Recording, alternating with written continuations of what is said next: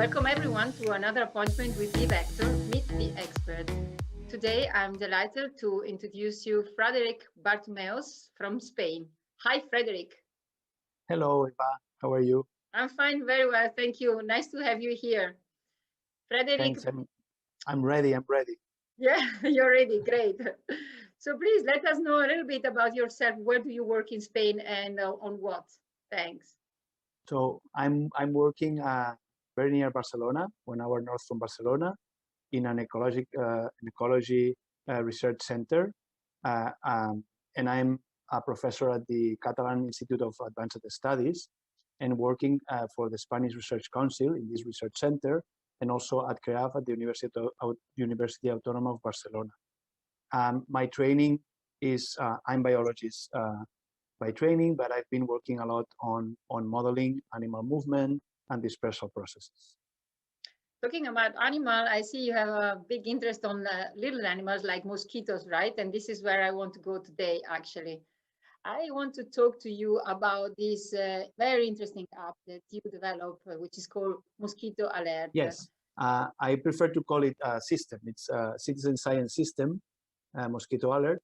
And the main goal is to help on the research and management of mosquito-borne diseases. So we are really targeting disease mosquitoes with this app and asking citizens to provide, help us to collect data related to these vector mosquitoes. And then this data is used for modeling, for trying to prepare maps to anticipate risks, and also at the control level. So this is really for the citizen, for the community, they can use this app. Exactly. This is citizen-based. Everything we do is open science, and we deliver the data that citizens are providing to the citizen themselves. But the idea is that we are extending the communities beyond citizens, also with academics, entomologists, and public health agencies. The project started in 2013, and it was triggered because here there was a big economic crisis, and most of the Aedes albopictus control that was going on in Spain stopped. And at that time, I was working with environmental scientists, Aitana Oltra, and a sociologist, John Palmer, in modeling the distribution of albopictus and trying to help on control measures.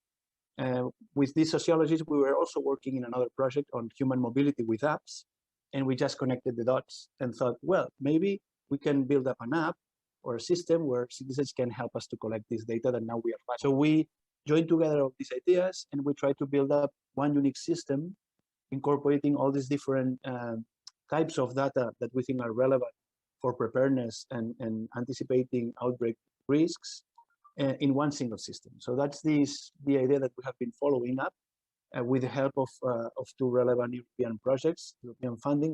We are now able to start upscaling these pilot ideas in different countries in Europe.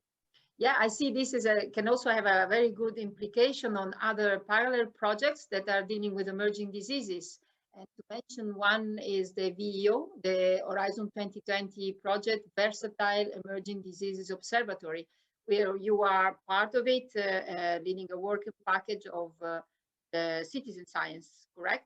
In VEO, our role is precisely to come up with a system, citizen-based and with fair principles on data collection gathering, to generate the baseline information about the vectors at real time, with this kind of big data tools that are smartphones. Yeah. And then the idea is that as work package, we're providing this data, we validate this data with field sampling, and this data is then used in another work package in VEO, who are modeling risk maps and outbreak risk with many other kind of variables, like socioeconomic, land cover use. And then there is another project, which is another European project, which is called AIM COST, Aedes invasive mosquitoes. You link to that one as well. I mean, the mosquito alert is part of the AIM, or in use also with the AIM community. Can you tell us how in this way? Yes, exactly. So if in VEO, the goal is really to to be able to deploy this system at the European scale. But for that, you need really networking. You need to get this European community of entomologists, because all these pictures in the system need to be validated by experts. And so that what we are doing in AIMCOST is really to build up this digital entomological lab, build up these communities, design together with experts how it should be, the way we should be validating these pictures, what are the conflicts, what are the limitations, and try to make an objective scheme of validation. Each of these pictures that citizens can provide are validated by 3 experts. The important thing here, I think, is that when you try to build up these citizen science systems, it's not only about the binomial between one profile of academies and citizens. So you really need to build up communities. And exactly. as you have been now observing, we have even, I mean, academics is also citizenship, right? Yeah. But you need modelers, you need people doing informatics, you need expert entomologists, you need public health agencies and people who is on the, operationally having the responsibility to take care or anticipate risks. So all this is the community that we want to make big, and we want to interlink and work together with all of them to make this a truly innovation process, right? So we are piloting all these ideas, and each of these communities is going to have requirements and needs, and this is already what is going on with all these projects, so that we can build up some unique system which can serve as the basis for then maybe regionalize in the future.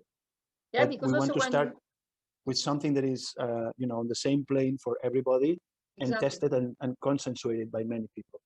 Now, this is great because, the citizens want to be involved. So after all, they want to see that their effort, and they were happy to see that with their contribution, this can ameliorate their life too. Mosquito alert starts in Spain, but it's also in use all over Europe. You already have data, or people in Europe in different countries are already using it's just starting. Yeah, so this exactly this we launched the new version of the app with all the models that we want in 18 different languages. Fantastic. By September last year, because we were on pandemic. Okay. And everything was delayed. Of course. So this 2021 season is the one when we really can start and see whether we really can collect data all over Europe and see what comes up. Fantastic. So so look up for the app. You can see here on the link for the website where you can find Mosquito Alert. You can download it on your mobile phone and start using it. And we will follow your progression. And I'm sure there will be more and more data coming to analyze. Okay, thank you very much. Yes, I hope if someone gets into the project, and also we have emails like for them to address questions to us or improvements or things that they see. Yeah. We receive all this information. Obviously, we may not answer all of them, but we really take care of the information received. Yeah. And if there are anything that we can solve, we will solve it. Okay, well, good. People should take note of this. Well, excellent idea, and I'm sure it's going to be very successful. Well done. Okay. Thank you, Frederic, to talk us about your project, and hope to see you around. Thanks for this nice interview, and we see around either telematically or presentially. Hopefully soon in some nice conference, finally live. Exactly. Thank you for your time. Bye. Thank you very much. Bye, Frederic.